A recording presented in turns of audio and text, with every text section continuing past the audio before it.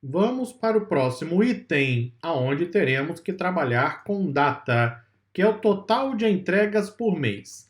Este gráfico, ele não está errado, ele só está mal formatado. Ele não está transmitindo exatamente a informação do indicador, mas é possível navegar pelo gráfico e obter a informação. Só que aí minha audiência vai ter que adivinhar se eu não colocar um aviso, não é?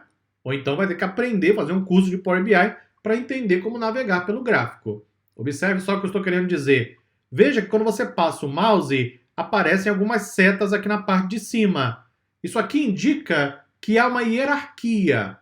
E aí você pode fazer o drill down ou o drill up. Então você pode descer na hierarquia ou você pode subir na hierarquia. Por exemplo, se eu clicar aqui na setinha, veja que agora mudou completamente o gráfico. Se eu clico mais uma vez, continua mudando. Mais uma vez, até que ele chega no topo da hierarquia. Eu posso agora voltar usando essas duas setinhas, não é? Se passar o mouse, está lá, ir para o próximo nível na hierarquia. E aí você vai navegando, olha lá, por trimestre. Isso aqui é o que deveria estar mostrando. Total de entregas por mês. Se eu clicar mais uma vez, veja que agora eu tenho por dia. Ou seja, o problema do gráfico é que é possível navegar pela hierarquia, mas isso não está, pelo menos no primeiro momento, claro, evidente.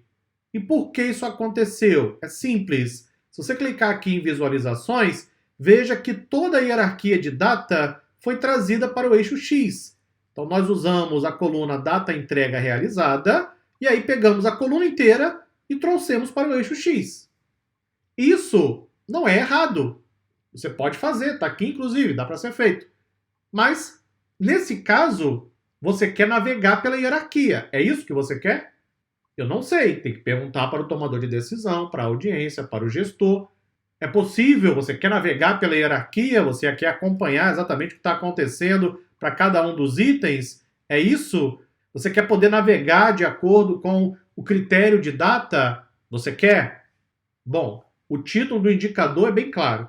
Total de entregas por mês. Não está pedindo total por dia, por ano, por trimestre. Então eu vou fazer o que está sendo pedido no indicador.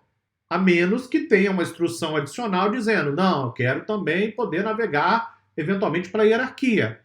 O ideal nesse caso é você perguntar à sua audiência, não é? Que eles esperam receber.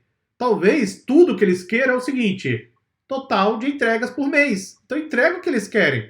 Não tente adivinhar, ok? Não tente fazer suposições. Ah, mas eu vou entregar um pouquinho a mais, porque assim já está pronto. Bom, converse antes com a audiência, para garantir que isso vai estar ok, de acordo com o que eles precisam, etc. Não faça suposições por conta própria. Você até pode colocar o gráfico com um pouco mais de informação, mas nesse caso, então, adicione lá um comentário, uma instrução, algo avisando a sua audiência. O que eu posso fazer então para resolver essa questão? Veja que eu estou usando toda a coluna de data no eixo X, contagem de status aqui no eixo Y, usei este gráfico, que é o gráfico de linhas. Então vou fazer o seguinte, vou vir para cá, parte 2, vou trazer o gráfico de linhas, então clico, ele vem aqui para baixo, vou usar agora da coluna de data somente o que eu preciso, que é o mês. E aí, para o total, eixo Y, vou colocar, por exemplo, o ID pedido, lembre-se, não pode ser a soma, né? Tem que ser a contagem, e aí nós temos a informação que foi solicitada. Pode ser o ID pedido, pode ser o status entrega. Aliás, é a hora de conversar sobre mais uma questão. Você percebeu que eu usei o ID pedido nos 3 gráficos, não foi?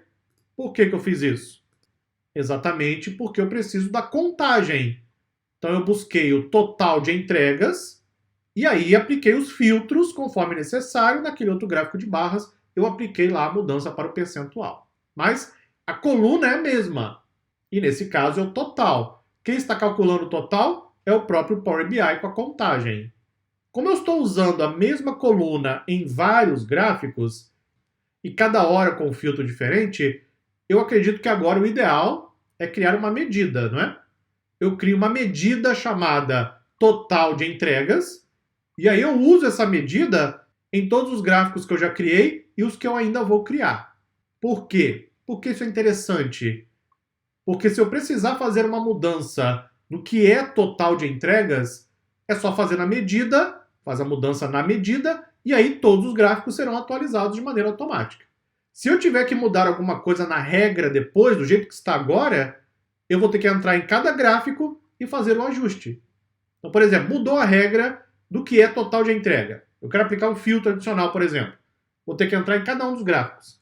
Se eu crio uma medida, eu crio uma única posição, uma única medida, altero a regra e pronto, automaticamente todos os gráficos serão modificados. Vamos fazer isso então?